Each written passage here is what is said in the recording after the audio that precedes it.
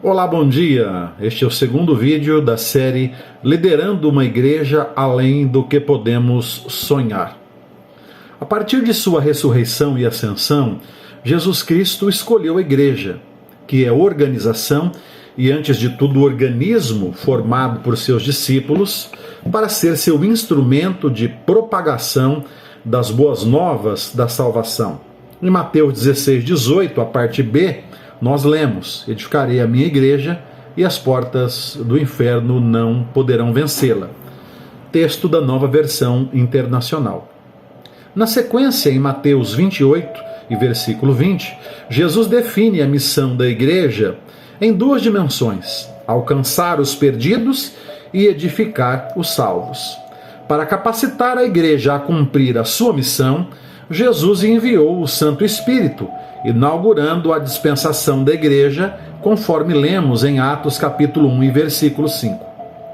A obra de redenção e salvação da humanidade, concretizada na encarnação, vida, morte, ressurreição e ascensão de Jesus, e experimentada por todos aqueles que nele creram, seria multiplicada por seus discípulos, pessoas que andam na luz, têm comunhão uns com os outros e são purificadas pelo sangue.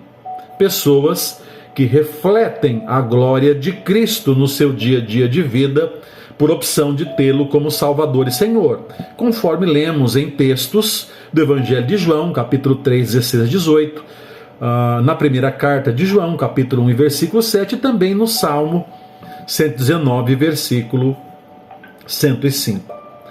Através de vidas que imitam o Mestre, Jesus Cristo, a igreja tem o privilégio e a responsabilidade de levar outras vidas à renovação de mentalidade, ou seja, à conversão, tornando-as cada vez mais semelhantes a Cristo.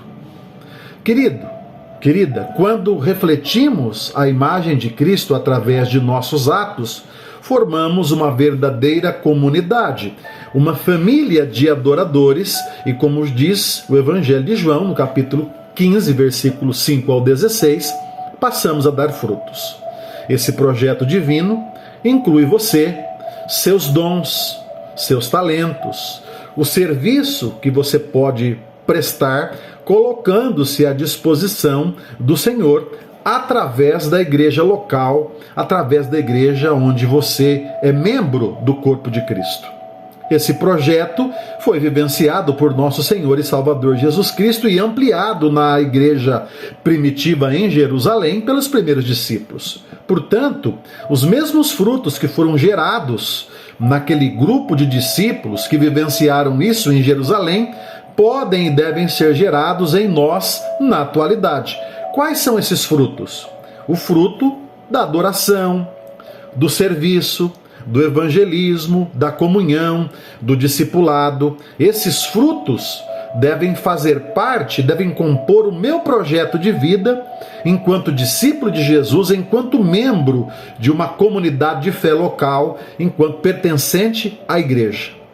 Todos esses atos de Jesus e da igreja representavam valores e não programas. Eles são valores inegociáveis, que não podem ser preteridos ou negligenciados sob pena de termos uma caricatura de igreja, ou seja, uma deformação ministerial. O grande desafio, meu amado, minha amada, é encontrar um ponto de equilíbrio que não leve a nossa comunidade de fé local, a nossa igreja, a se destacar apenas por uma ênfase ministerial, apenas por uma questão muito específica, como de repente somos assim uma igreja focada apenas no evangelismo ou no discipulado.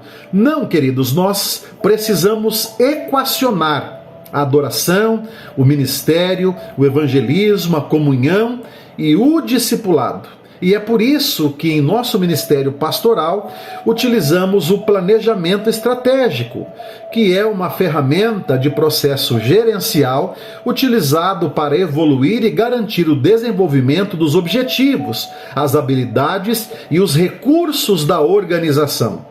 Não se esqueça que a igreja do Senhor Jesus, ela é organismo, mas também é organização.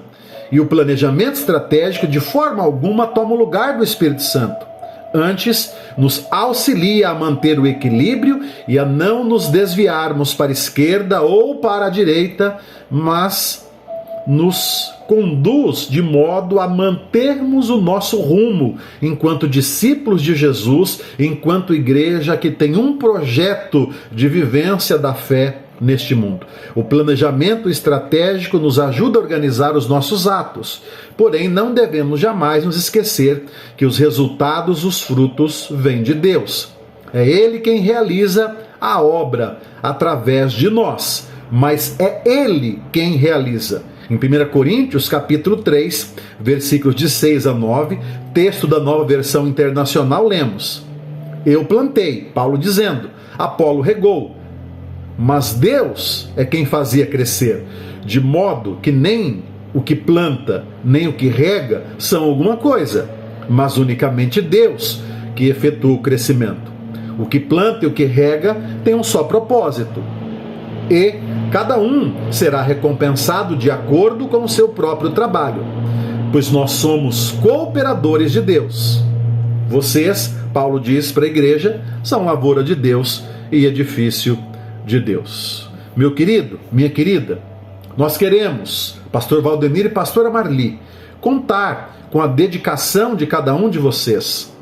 Nós estamos aqui nos esforçando para incentivar a todos os discípulos de Jesus que pertencem ao corpo local, à primeira igreja batista em Deodápolis, a envolverem-se em um ministério e no sustento financeiro da igreja, para junto cumprirmos essa grande missão que nos foi delegada por Deus.